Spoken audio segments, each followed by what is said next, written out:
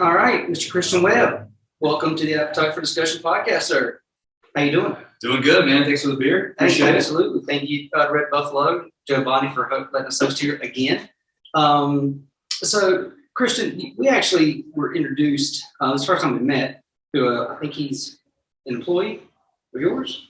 Or he works with you, or just a mutual friend? Yeah, Austin. Yes, Austin's a fantastic team member. And he was nice enough to introduce me to this podcast, and Brandon, I appreciate this. Yeah, man, absolutely. Anytime, anything we do to help learn something new and promote some business or whatnot. So actually tell me what it is that, what you do, because I have no idea. Well, we own two marketing firms. We have business partner Resarl and out of Cornelius. We own BMSG, which is Business Marketing Solutions Group. Don't torture me for the name. It's like the longest email ever known to man. And I keep trying to talk to my business partner to let us just do BMSG. Sure. And then we decide that helps like medium to large size companies, and decide to open another company that's BCB, which is just big construction branding, where we focus on helping contractors, commercial and residential contractors with marketing. Okay, so that's kind of like more like a blue collar side to what you guys are doing to help these guys. Yeah. Small startup companies are trying to learn what to do. Like, how do they get the word out there? And you guys help hold their hand and walk them through that, right? Exactly. So we have the residential side of construction, which is exactly what you just said. Basically, a lot of startups, people who are just like made a whole bunch of money or some money during the times of word of mouth is the only way to make money, right?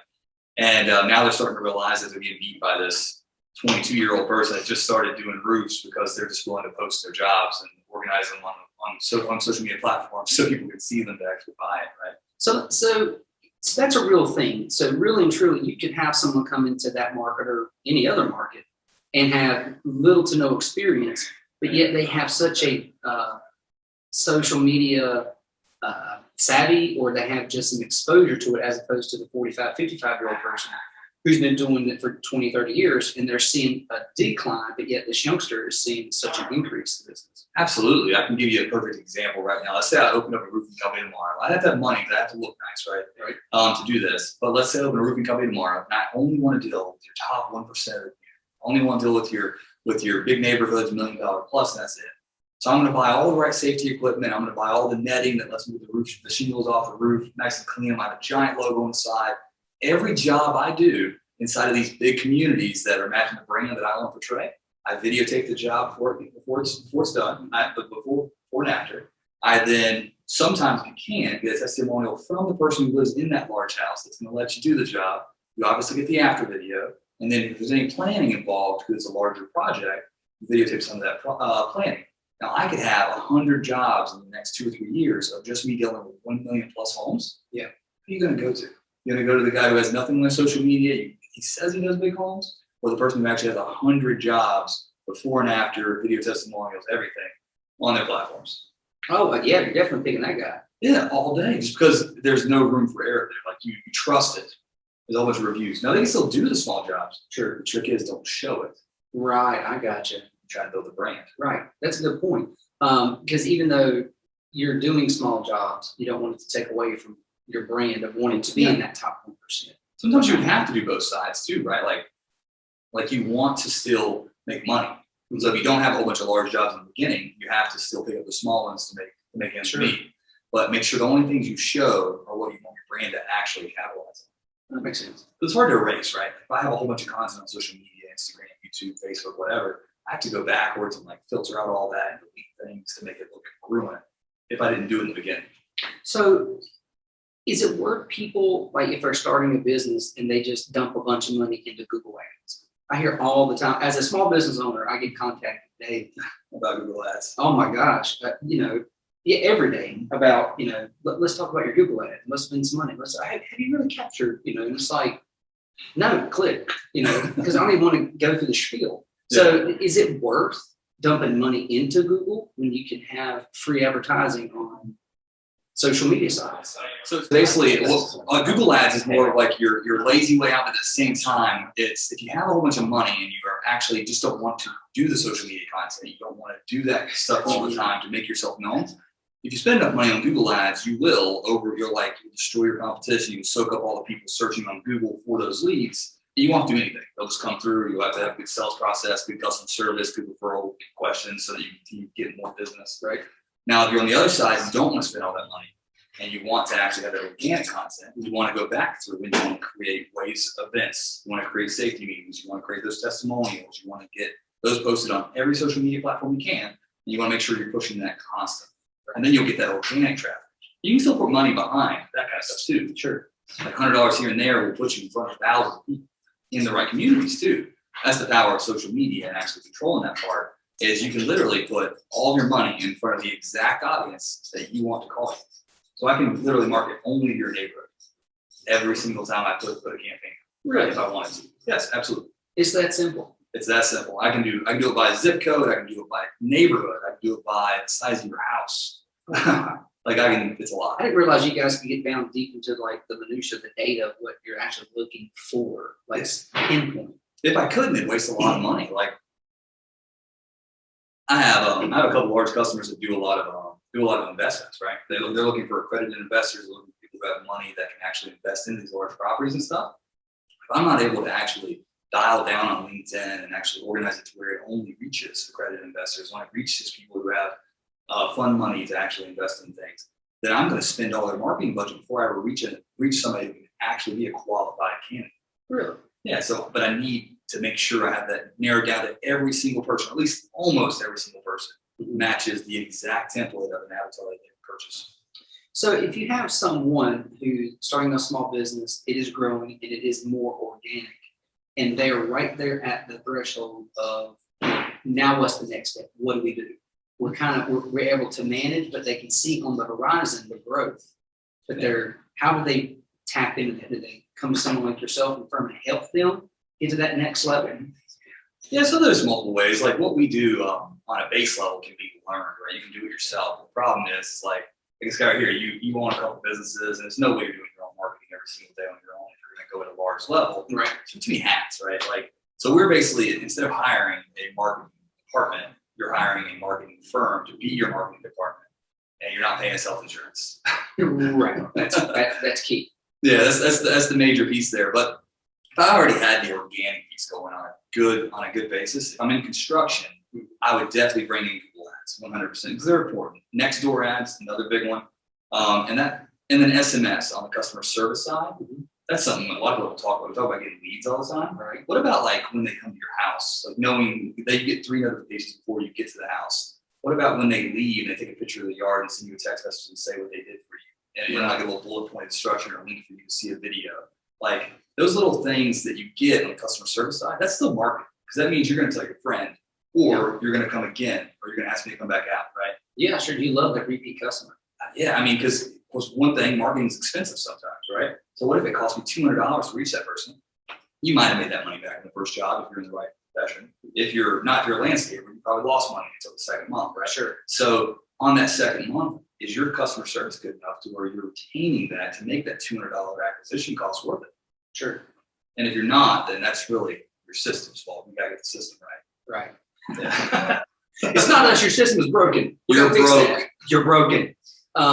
So is there like do you have like a testimonial of a little tiny small company that you have helped that has went with you and you've helped them grow along the way? Yeah, we have plenty of those, man. We have a couple, since I'm talking about construction right now. Dan Mills, he owns an HVAC company out of Charlotte. We helped him grow tremendously. He, without getting too much into this stuff, he had a whole bunch of data that he just didn't know what to do with because he'd been in business for so long.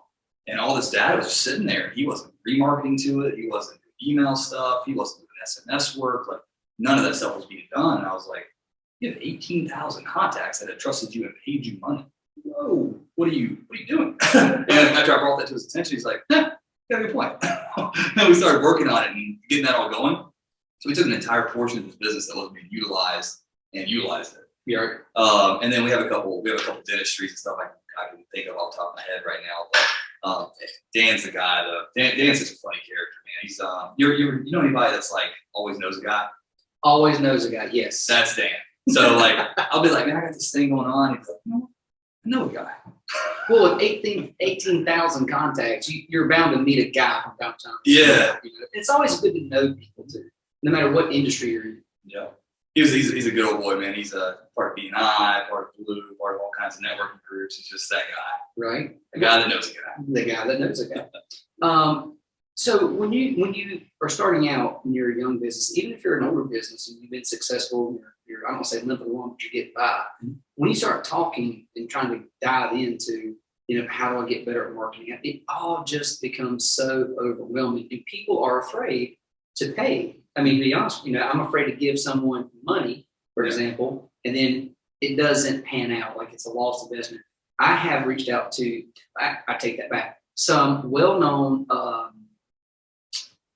how do you say, Marketing gurus, popular, they're not sites or search engines, but apps that you would go on so people can find you. Okay. And then you say, yes, let's try this. And then the next thing you know, you get this enormous hundreds and hundreds and hundreds of dollars bill, and you go, I didn't get a phone call. Like, not a single phone call. And they're like, yeah, well, we can see here, your website got a lot of clicks. It was like, that translated to $0. that made no money for me whatsoever. Right. So, what do you do when someone sits down and goes, looks at you and goes, well, what's the difference between you guys and your, team or firm, as opposed to, well, Yelp has a team and firm too that was going to help us out. Yeah. So I would say off the gate, man, I'm not trying to hide the fact that marketing is a large investment. Because to do it right, it's not cheap, right? So I'd say 3 years ago, we opened this business about 4 years ago. 3 years ago, we made a mistake, very similar to that. I probably said those exact same words to somebody, foot in mouth, right? And literally what went down was I got in this lead game. Like, I got into the game where I'd be like, what do you need? Oh, you need more customers? Okay, great. I can supply more customers by getting Facebook ads, Google ads, Instagram ads going well for your company. I'll supply those to you. And then we did that, right? And we did it on a regular basis. Sometimes we'd get somebody 250 leads and they'd still be unhappy because the system was broken. They didn't have a good sales structure. Or I'd give them 40 leads and they'd be unhappy. And it was never this like thing that made them happy. That happy medium. Right? Yeah, and I was like, there's a sweet spot. We got out of the lead game. That's not what we do anymore. And the reason is because it's a never-ending losing game. And what we do now instead, and this is really, if you have anybody that's trying to sell you the lead game, you need to run really quick anyway, because it's a bad game to play. Because it can be bad quality. I found out the hard way too with another company. Yeah, they really can. So what we do now is we start at the beginning. We actually go through your CRM. We find out what your actual process is. You say CRM. So wherever you store any data, if you don't store data, we fix that. Okay. So we help you actually get a place to put your data. We make sure how you're reaching people now. We actually analyze what you've currently done, whether it's nothing or something. And we organize your brand side. Like, so if we got you a lead, if you got a lead just through your brand, where would it go? Is it going through this pipeline? Is it the assistant picking it up and they're fully responsible for making this phone call? We structure that whole thing. And after we're completely cool with the way that is set up, then we talk about campaigns. Because we want to supply leads to a structure that works. Because not everybody has infinite budget. If you come to me and say, I have a budget of $10,000, I want to get some leads, I need a couple hundred leads over the next quarter to make me some millions of dollars, I want to be a millionaire. That's fantastic. Let's set a structure up to actually collect those leads first.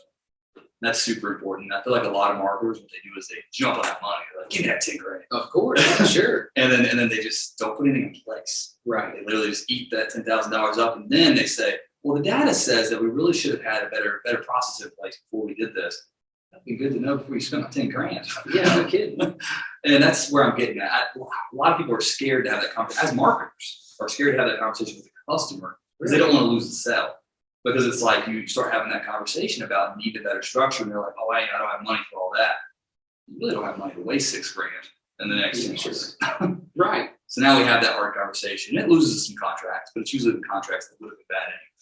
Is there a budget where you tell folks, look, let's say that you're a $100,000 net company here. Mm-hmm. You should spend 10%, 1%, 4%, or do you look out and say, what are you comfortable spending?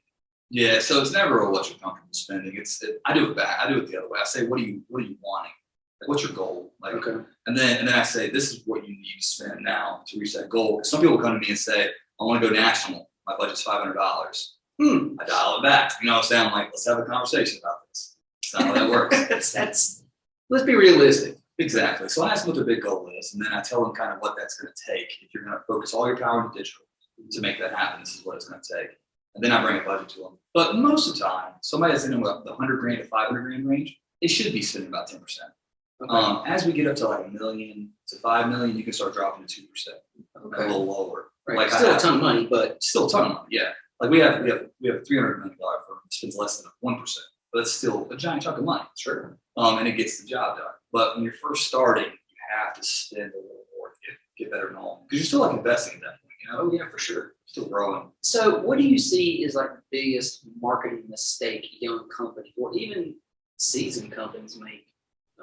Let me ask you this, better phrase it. Is there an old marketing method that just doesn't work and it's kind of throwing them?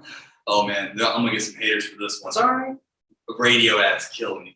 Radio ads. And Yeah. that's a good, because who listens to the radio? I haven't listened to the radio by half a decade. Yeah. I mean, I have serious radio because it came through the truck for 3 months, but outside of that, I don't listen to radio. I think it's ad free though. It is damn, it is ad free. Seriously, maybe Sirius Radio because it's ad free. And it's I'm pretty sure it doesn't have ads. And if it does, it's very few because I've never even noticed them. The other crazy thing too about not radio but podcasts, and like if you're listening to Rogan on Spotify, at the very beginning, that's where he puts all his ads in, right? Yeah. Skip them and go right to. Slide right in. Yeah, I don't care about VPN and migraines and whatever else. I got it. Yeah. Nobody cares. But they spend a ton of money. Yeah, so micro influencers for e-commerce and like the shopping world and the straight consumer world is actually really big. So like Joe Rogan, like if he would say my name, he'd put me on the map. Oh God, of course. Like, it would just be ridiculous. That's because he also gets viewed by 60 million people per podcast. Yes, exactly. It's a ridiculous number. Radio is not getting viewed anymore, even though it might be. I don't even think it's playing in the background because they're claiming people are listening to these radio stations. I don't know anybody that listens to radio. How do we even try to really gather that data? Like, so that's just whoever has it supposedly on and it's running. Does it need to be on for like 7 seconds, 7 minutes? Like, so that's the other thing about radio. Radio, billboards, and all these other things, they don't supply you with data. That's why I don't like them very much. Now, if you have a lot of money, billboards can be cool. Yep. There's a guy, you probably know his name actually, Mark Spain. You know who that is? Yes, I do. Okay. He's a realtor. Yeah, he's on every billboard. Now, I don't know him personally. Yeah, but I know his face. Everybody knows his face. So if you have a lot of money to spend on billboards, it can be very helpful because literally everybody will know who you are, but you got to be super aggressive. I mean, I bet his budget's like $500,000 a quarter. If you want a billboard on I-77 or I-40 right down the interstate, it's going to cost you, not including your artwork, $1,500 a month. Yeah, and I've seen him on like 30 or 40 billboards just between here and South Carolina. Man, that dude's got to be selling a bunch of houses Just to afford that. Absolutely, man. But the problem with going the billboard route or even going radio route is you can't actually track it. Right. So I can spend 10 grand right now on radio, get a couple of good announcements or whatever. They'll say they reached 8 million people or something. They won't have any more information. But they won't go tell me where they went. They won't tell me if I sold anything based off their ads. They won't go tell me any of that stuff. And they never will be able to. What they can tell you is they can have somebody like me run analytics on your website and find out if you had a spike within the 30-minute window or an hour-minute window after the radio ad happened. Okay. That's all they can do. They can make my analytics and compare it to their marketing just to see if you got a spike, which could be coincidental. Could be, right? But maybe not, right? That's a one way to go. But with social media marketing, the reason I like it so much is because even though Mark Zuckerberg, greedy guy, taking all kinds of money from marketing, sure, but he will let you reach people for a penny. That is true. That's a great number. So like you can reach 1 million people for just a couple $1,000, which is ridiculous. 1 million people. That's a lot of folks. That's a lot of roofs. Especially if you can pick the audience. So 1 million people in houses over $1 million. And I want their roofs. Yep. We're gonna have to chat this podcast. we'll do some chatting, man. We'll talk it out. The other thing that's got to be dead too is people who advertise in the newspaper and the yellow pages. When's the last time you received a phone book in the mail? You were used to get the phone book in the mail every year. Yeah, no, I would like to know when they stopped doing that because literally, that's got to be within the last 10 years and stuff. Yeah, it had to have been. They transferred into like a lot of them didn't pivot. A lot of them got eaten, but some of them pivoted, like Yelp and I think what's the other one? I remember the name. Yellow Pages. Yellow. Yeah. See, I don't remember the name. That's how dead they are now. But Yellow Pages, I think, went to like a digital article. Okay. But they lost so much room. They probably invested in some other stuff, but they lost a lot of room. There's another mistake that people are making. This is actually a modern thing. Like, this is not an old thing they're doing. It's a modern thing that's out that people not seeing history quick enough. The directories. People are spending too much time and money in building a business through directories. Now explain what directories are to people who have no idea. So for a construction person, you might be aware of this one. Home Advisor. Yes. Angies List. Yep. Those are directories. So if I type in those websites you went to find marketers, you got all those phone calls. Yep. Those are directories. Yeah. We had a bunch of leads coming from a company called Bark, and it was a directory list. We had a whole bunch of high end leads come through there, and my team got lazy because it just kept sending leads in. But what I realized is the same thing Zillow did, right? Zillow took over the real estate market. I get a whole bunch of leads in. That's a directory. They now control the real estate market over top of the real estate agents, and they're literally taking their business now. Angie's List, Home Advisor now has all the SEO power, all the search engine power whatsoever, all on their directory, and people are just going there now instead of going to you, they're going to Angie's List and trying to find you. And I'll tell you, I used Home Advisor, and that was a nightmare because they cannot explain to you how they justify the charge of a lead. Yeah, no, they can't. You know how they get them? I have no idea how they get them. Same way you could. They get them through Google Ads. No kidding. Next to ads. Actually, if you after the show, I'll search it on my phone. Yeah. And I'll literally show you the Home Advisor ads. Dude, I fought with them constantly because it's like, how do you send me a $125 job, but you charge me $39 for the week? By the time you go out there, you're saying, guys, you pay for it, fuel and whatnot. I can't make $27 a job. No. Like, it just doesn't even. So I asked them, like, how do you justify the price in the lead? Like, they're like, well, sir, it's all based on an algorithm. I was like, well, who's setting the algorithm? Because it is broke. There is no app. It's not like that. What it is they're running ads towards a whole bunch of contractors. A whole bunch of consumers that are looking for contractors, and they're taking their average cost, and then they're putting an increase on it. So say their average cost for a lead to come through is $19. They're then putting 100 to 200% on it and selling it to y'all. Now, a $39 lead to the roofer, the same to you, but the roofer's making $4K. Right. And you're making $127. Right. So it's like, it doesn't add up. No, and they can never, ever explain it. Well, they can't possibly. That's a problem with it, man. That's why I don't want people to give all this power to the directories, because they can never make an algorithm for every niche. No, it wouldn't make sense. Because they'd have to know every niche that existed first off. Then that's a lot of time just organizing every single pipeline by average and selling. And then it's a bad business model for them. So you always need to take that power. It's not using them. Yeah, that's exactly what I'm doing. And I've told y'all to stop calling. If I need you, I will find you. I know. But so it's interesting to see the huge shift in marketing, how everything is social media driven, digital driven, and how you're seeing those old things die away. Like we said, the newspaper, even magazine ads. I couldn't tell the last time I bought a magazine. Even in the airport when I was traveling a ton, I'd always get a couple magazines, right? Who does that now? Now people are on their laptop. You can watch movies on the plane now for free. You're on your phone. Yeah. Full magazines on your phone. Full magazines on your phone. That's exactly right. I can pay for the whole subscription now right here. Yeah, and I don't have to, bulk up my carry-on. I don't have to do that. I don't know how whoever the salespeople are for the magazines. I want their bonus. I want to give you a job because they're still selling magazines. Yes, they are. And I have no clue how they're selling magazine ads. And they must be like the best salesperson in the world.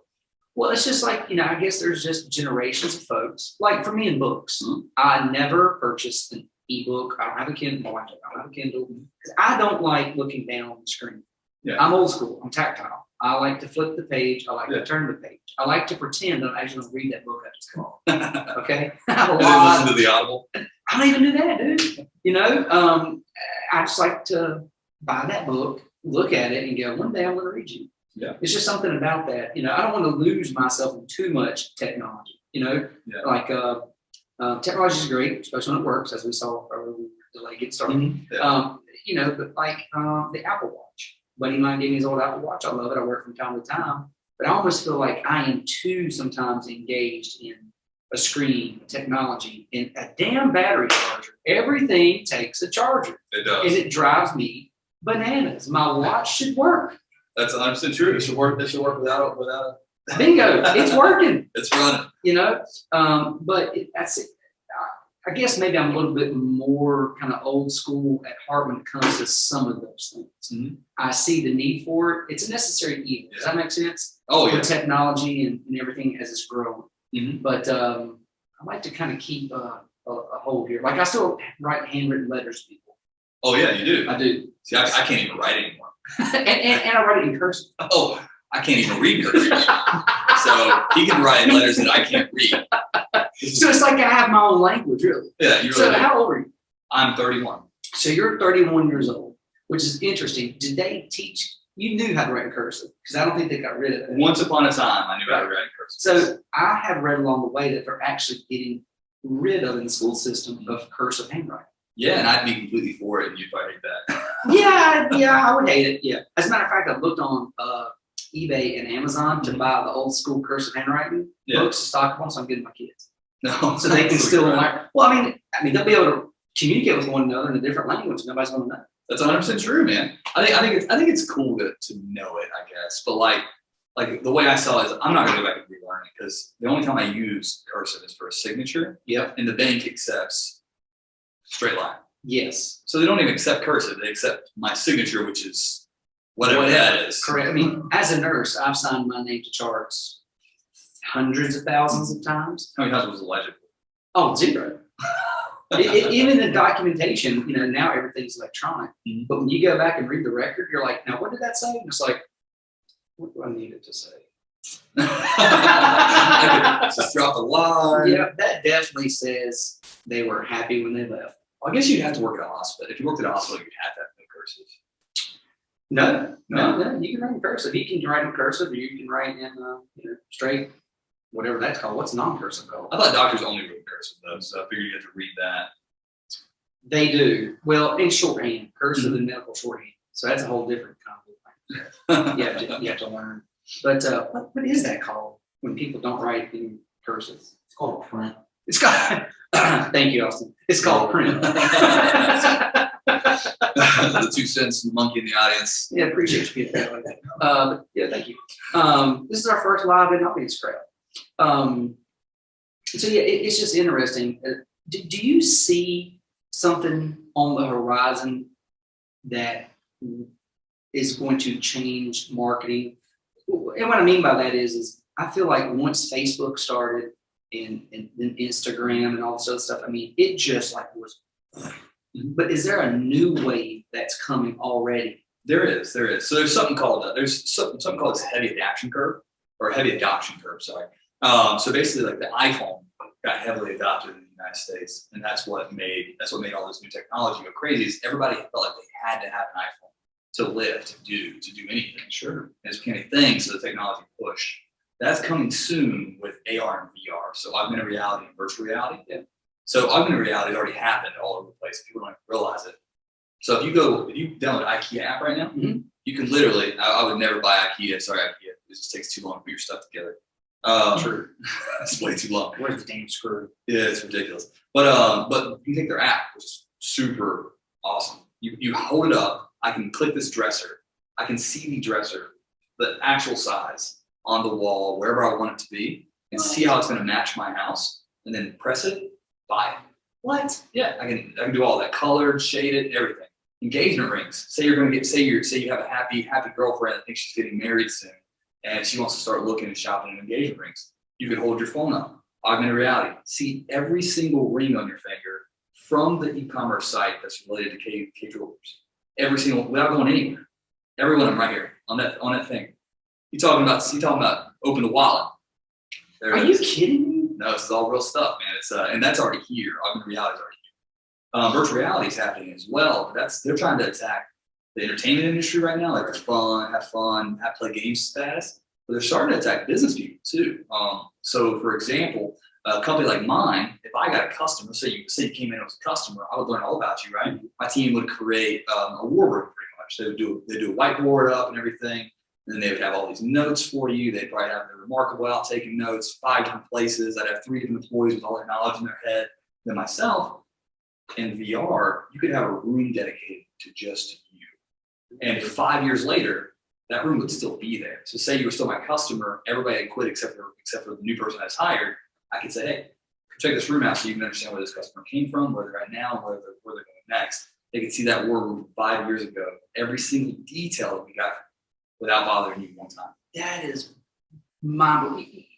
Sitting here hearing you say that makes me think, before we know it, and they may be doing it already. Just you got to remember, I'm nobody from nowhere, and I don't know anything about anything. But I could see realtors in VR going through like these multi-million-dollar homes instead of meeting their client. Which obviously some people buy stuff like this, but some people they're like, "Don't worry about it.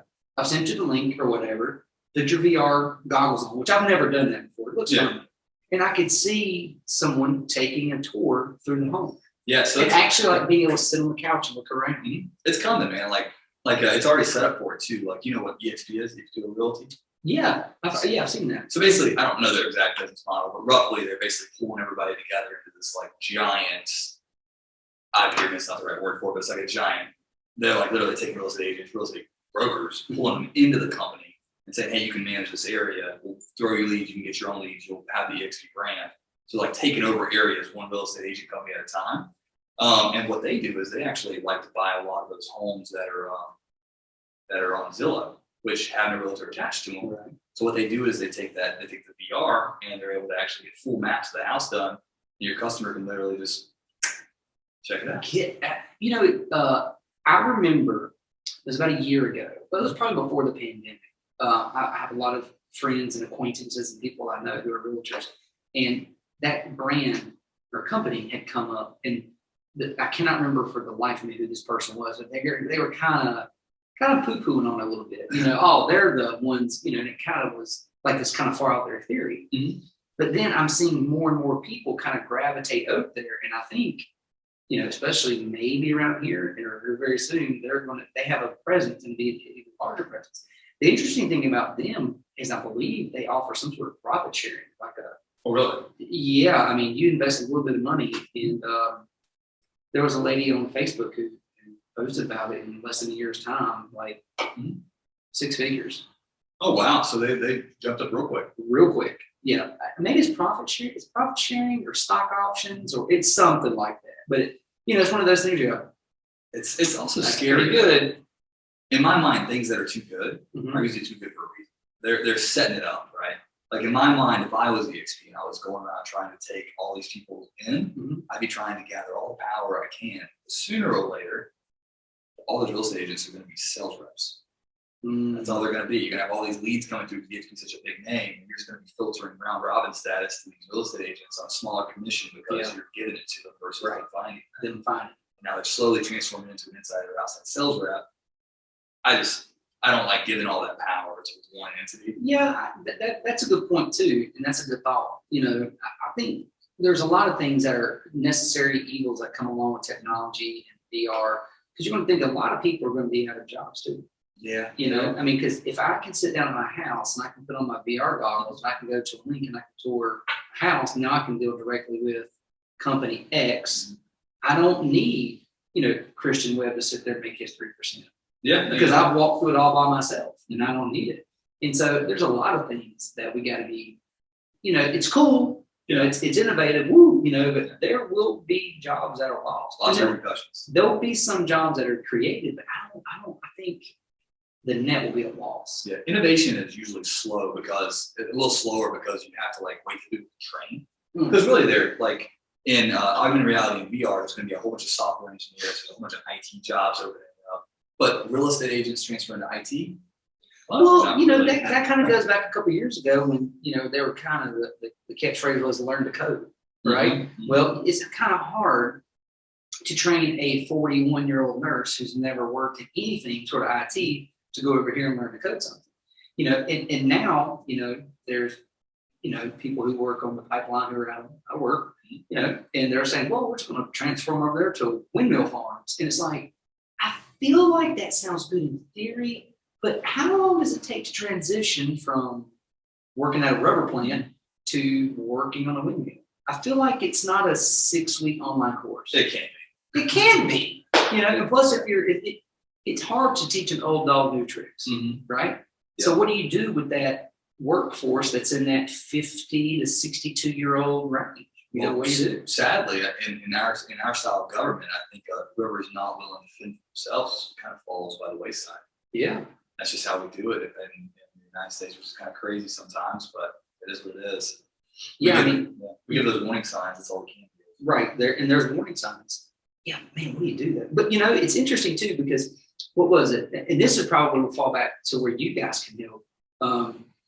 Do you remember years ago, like you couldn't, and it's even so today, but we were talking about how do you find a carpenter? Where do you find a plumber? And there was nothing in the trades, right? No one was pushing the trades. But now in the last couple of years, you're seeing more push for people like, hey, maybe college isn't for everyone. Maybe you go to a vocational school. Maybe you do learn to become a roofer, start your own business, become a plumber. It's actually okay to do manual labor and work for a living and go out there and be an entrepreneur and start your own business, as opposed to going to school and majoring in art appreciation. Yeah, you have a lot of government marketing and heavy large construction marketing for that. Really? Yeah. So a lot of that's PR efforts, right?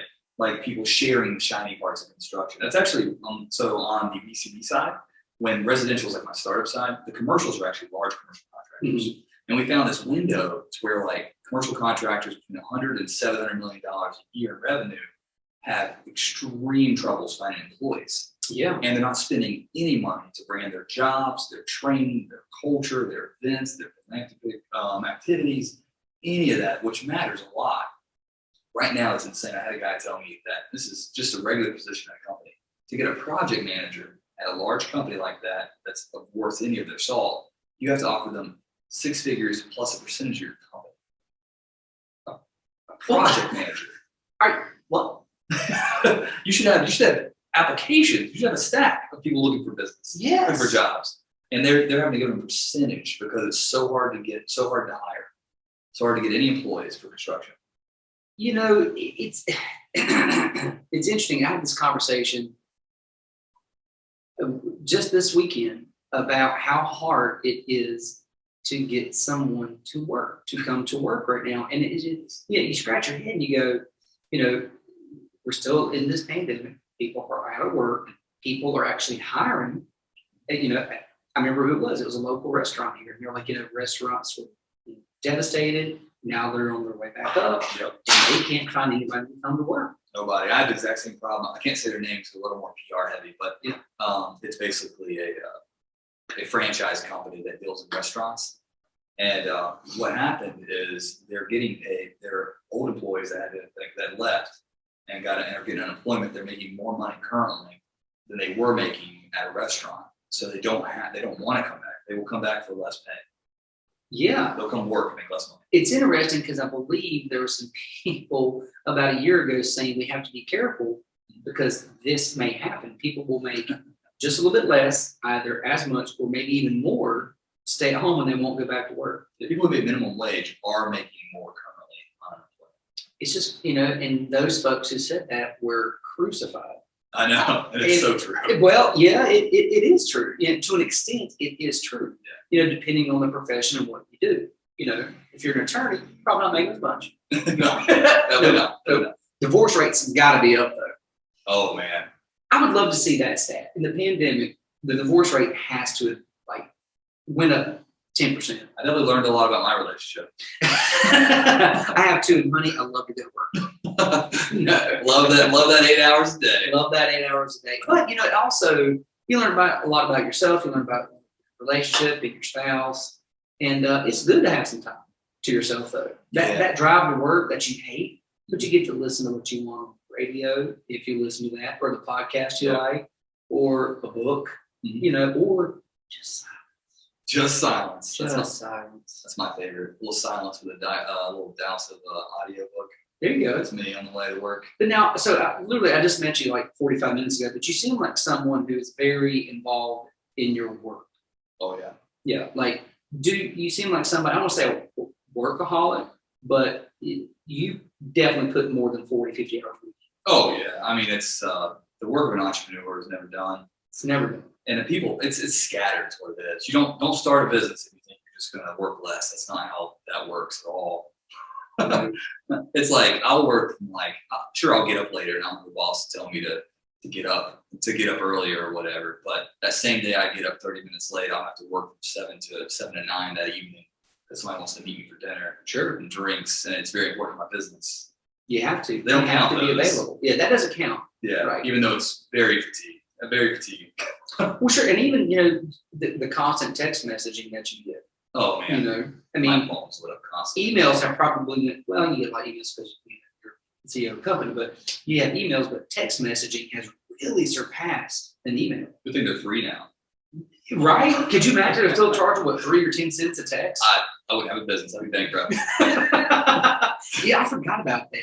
I'll never forget way back when I had to share a ton with my girlfriend. I remember I got this thing on my flip Nextel, right? Yeah. And it was like, hey, I'm texting you, Owner. And I was like, this is 10 cents. Why the hell are you sending this? Call me. I was so furious. So you're probably since you're 10 years, right? So you're probably out of the home at that point.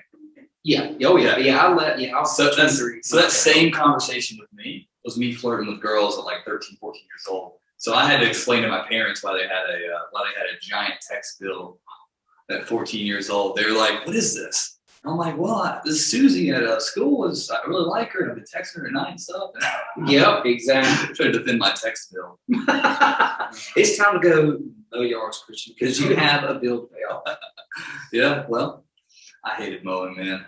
I don't know how you contractors do it. I'm like the clean contractors, I like to say. There you go. I worked at United Rentals, Sunbelt Rentals, and I own a company that focuses on construction. And I have never ever done any actual contractor work. It's smart. my real dad broke me with this like over a decade ago, probably more like 15 years ago. He took me on a roof. I was like, I want to make some side money. Yeah. On a roofing firm. He took me on top of a roof to do a full day's work on the roof, like 15, 16 years old. No. I was like, man, kudos to y'all that can get it done every day, wake up and kill that stuff. Y'all are monsters. Yep. I just couldn't do it. Yeah, I'm not cut out for all that. I mean, I'm a nurse and I'll run a junk company. And what do those two have in common? And that's the beauty of it. So who was your big influence to become an entrepreneur, to have that drive and to be successful? Who's someone that you look up to? Well, it keeps changing, right? And I want to give credit where credit's due, but the person I give credit to probably isn't even like, no one even knows who the guy is, right? I was a personal trainer at 21, and I was literally, I was just sitting there like, what do I do? How do I grow this? How do I make it happen? This VP of Fitness Connection at the time, or Sports and Fitness at the time. Now it's Fitness Connection. Garrett Merrick. Nobody's going to know his name. He's just a guy who did a good thing.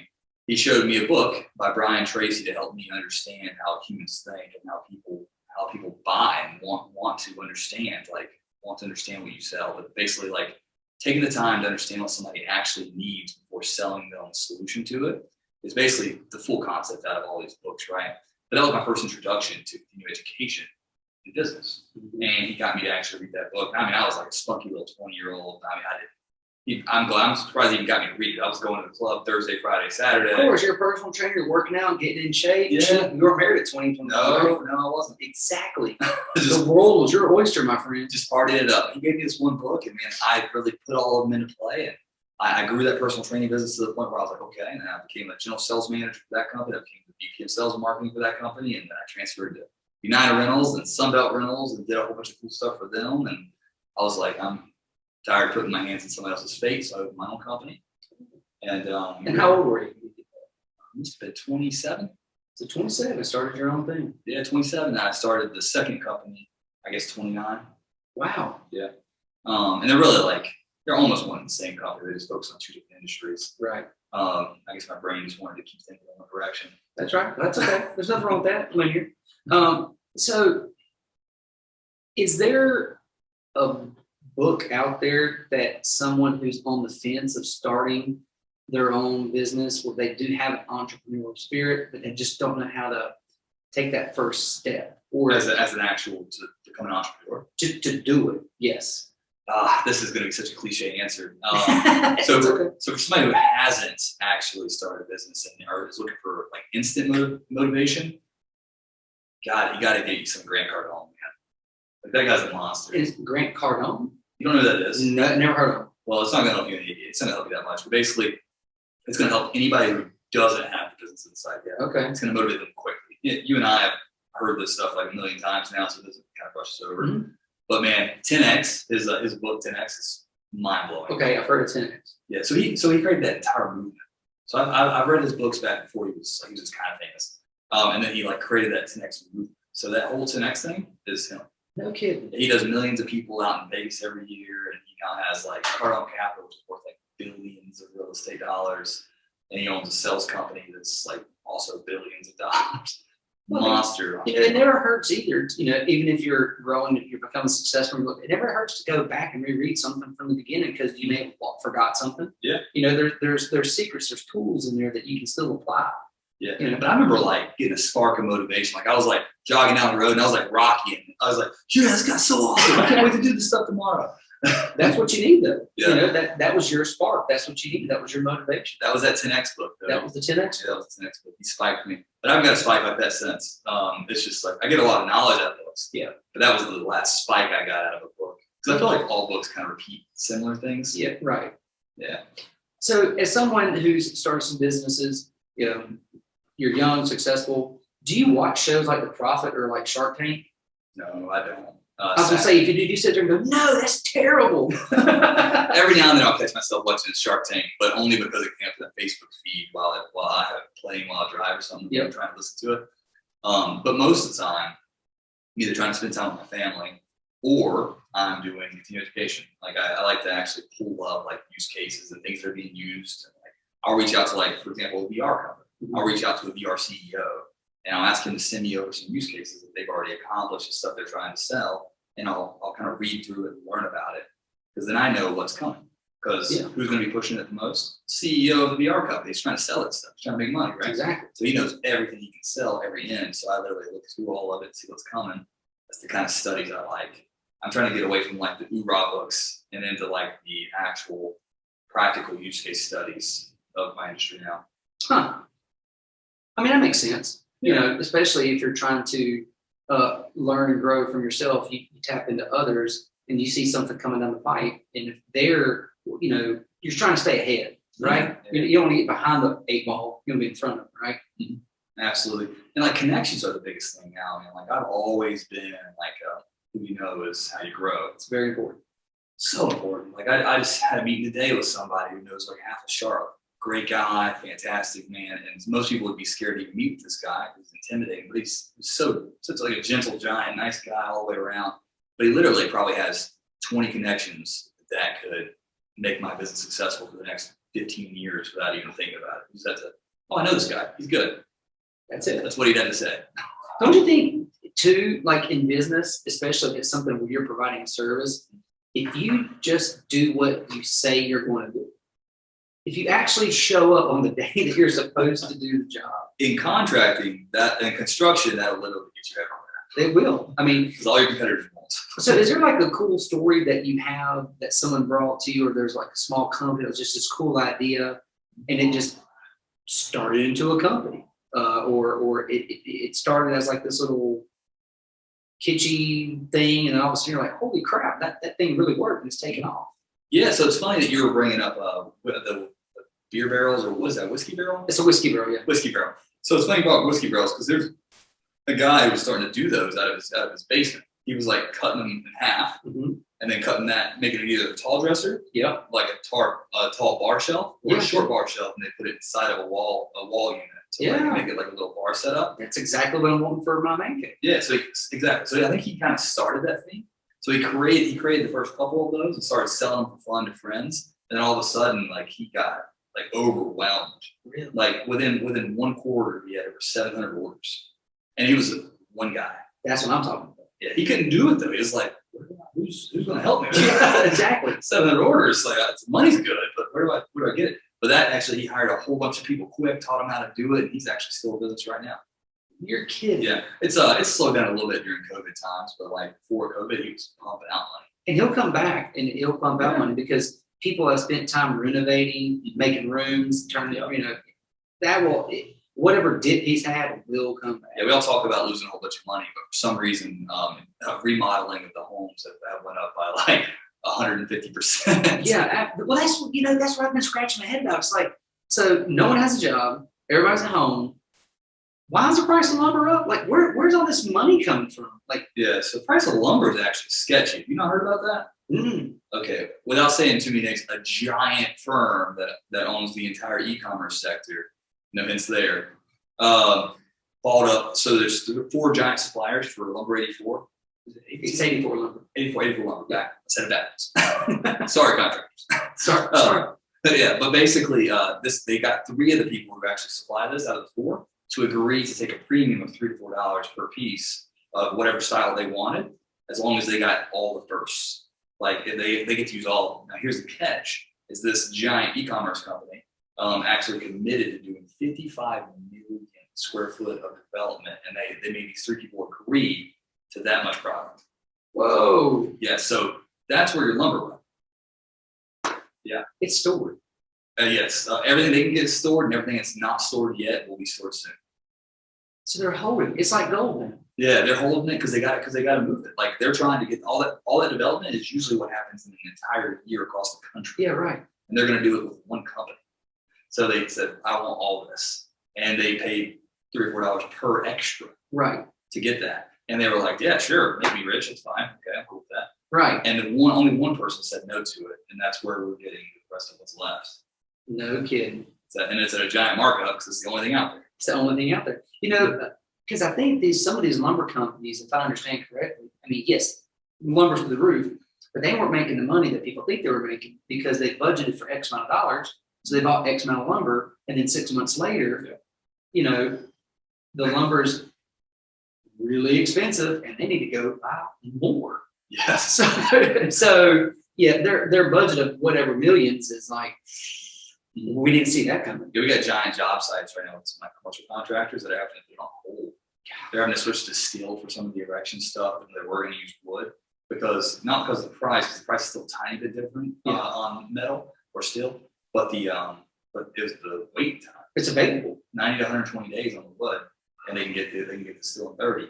And these jobs are like, you have 12 to 16 months to do the whole job. Right. So if your materials don't arrive for 120 days, you're going to get that penalty on the end. Oh, big time. Yeah, for sure. And what a lot of people don't know is contractors take giant penalties when they're late, or as long as the developer was smart about the contract. Right.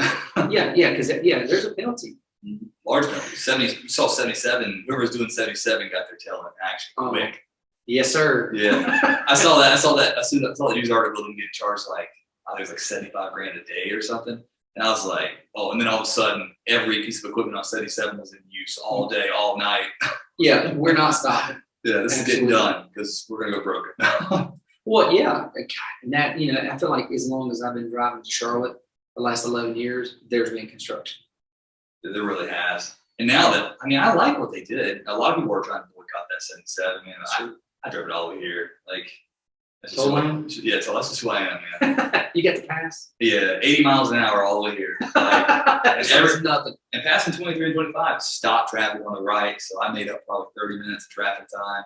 And everybody's like, you should boycott. And I'm like, well, I was one of those folks who was like, why are we doing this again? And then when they run the numbers, you have to have X amount of volume of traffic taking a toll lane to pay the minimum threshold. And if you don't, Mecklenburg County takes a penalty. I think Ohio County is in there somewhere to help with that. But then when they showed the data showed that they're never going to beat the minimum threshold. So then I was like, as a person who drove all the way down to Charlotte 5 days a week and back home, I was like, this is going to cost me, because initially they were thinking, well, it may cost you $20 a day to get to work, maybe $20 back, something like that, 16 and 16. And I said to myself, no, wait a minute. That's a lot of money. Oh, it stacks up. Or I can sit there and not pay all that money. I was like, that just doesn't make any sense. So what they did was I figured out, they're saying 20. People are here trying to fight for like $3, $4. Yeah. They really want 12. Like 12 was their number they wanted anyway. So they shot the moon. So everybody get mad and take they're like 12, but we really got it. And they were like, sweet, we wanted 11. So it's all a game, right? No, absolutely. Everything's a game. I think of it as time, though. Like, I never fight against convenience. games, period. And that's why I'll never fight against innovations. True. Like AR and VR, they're coming, whether you like it or not, pitch fit. Yeah, it's going to be here. Automated trucks coming. It's going to be sad. A lot of truck drivers that are training right now to get their license are going to be screwed out of driving in like 6 years. It is true. You know, it is coming. And, you know, I do take the toll lane, but if I see Google Maps, or Waze or whatever, I'm over here. You know, for the $4, I can get home and see my kids for a half hour. So you name one time that convenience lost. And I would probably say you studied way too hard to find that. Yeah, exactly. I can't think. What you study with? It's like, find me the man, I'll find you the crime. Yeah. Right? Oh, newspaper's never going to die. Okay. All right. Cool. Right. Yeah. No offense to your written letters. Letters are not going to die. As long as I keep that stamp, you know, I can still stamp. I didn't even know they made those stamps. Yeah, I thought they everything's like automated now, straight through Amazon and stuff. I don't think you don't write a check and pay your bills. No, all of them are. I'm just kidding. Let's say you said kid, and I was like 41 is 10 years. Exactly. So how to do that? So tell the folks out there how they can get in touch with you if they're interested in learning more or reaching out to you guys to see how you can help their small, medium, even large business grow. Yeah, so instead of listing my entire website on here, just find me on LinkedIn, Christian Webb, CEO of Business Marketing Solutions Group in blue collar. I got in trouble. The construction branding. That's actually a trademark story, believe it or not. There was this company. I'll go and tell the story real fast. So, big blue collar branding is what we're running in our construction company first time. Yeah. We had all the logos made. Some company out of Portland, Oregon, had a company called Blue Collar Agency, and our trademark lawyer said it overlapped a little too much. So we had to completely change our logo, our brand, and our everything. And I still love that name. So I say it every now and then on accident. But it is big construction branding. Big construction brand. And the new logo is fantastic. It is a giant gorilla on a wrecking ball. Get out. Yeah, the old one was just like this Russian-looking construction guy with like built muscles. Gorilla beats it every time. I'm gonna need to bookmark that because I'm gonna ask you something too. You know, we got the phone. So can they find you guys on Facebook, Instagram, Twitter, any of that stuff? Yeah, you can find us anywhere. If you want to get me directly though, go to my LinkedIn at the Christian Webb, CEO of Business Marketing Solutions Group. Our Instagram is just BMSG Marketing. And I believe our Facebook is just me as well, Business Marketing Solutions Group, or my name, Christian Webb. All right. Two just off the cuff questions. Favorite movie of all time? Favorite movie of all time? Pocahontas. Wouldn't have guessed that. I'm kidding. I'm kidding. I have more questions now. Oh, yeah. Actually, I'm not a movie guy, but if I had to say best movie, I like the Endgame, man. Endgame. Marvel, the final Marvel movie. Never watched Marvel. What? Never seen it. Dude, it was, that last battle scene was so fantastic. They took that glove and then you see all the heroes just vanish and powder. You gotta watch it. Endgame? Yeah, Endgame was good. The final one, Marvel. I don't care what's any of them. You gotta watch that. All right. And what is your favorite band of all time? Favorite bands? Let's see here. If you had to pick one concert to go to, last concert before COVID, what would you go to? Last concert before COVID. I'd say, oh man, you got me there again. Let's see here. Say Kenny Chesney. That's a good one. Yeah. All right. I thought you were going to go to R.E.M. R.E.M.? No, okay. No. I used to like electric dance music and like that, but my ears can't take it anymore. No? Is that like the electronic dance music where it's the DJs and yeah, like you got like Tiesto and all the big names that are all over Vegas and stuff. I used to like that stuff, but like it comes with too much. It always comes with a hangover. Right. Like if you're listening to that, you're also drinking. Of course. I would assume I would have to drink to listen to it. I'm old. I mean, I'm your grandpa. Get off the lawn! Kenny Chester's good, man. And, he always does a good concert too. What do you call it that? But it's always a lot of fun. Oh yeah, no, that's a good one. That's a good one. Well, man, I appreciate it. I've enjoyed meeting you. Thanks so much for coming on the podcast. You guys reach out to Christian Webb. You can find him on LinkedIn. As always, like, subscribe, tell everyone about the channel. And I'd like to say a quick thank you to the show supporters, Hunk-A-Junk Hauling, One Caller Moves It All, to Integrity Securities, and also to States Vegas Clothing Company in Red Buffalo for letting us host here again. Thanks, everybody. We'll see you again soon. See ya.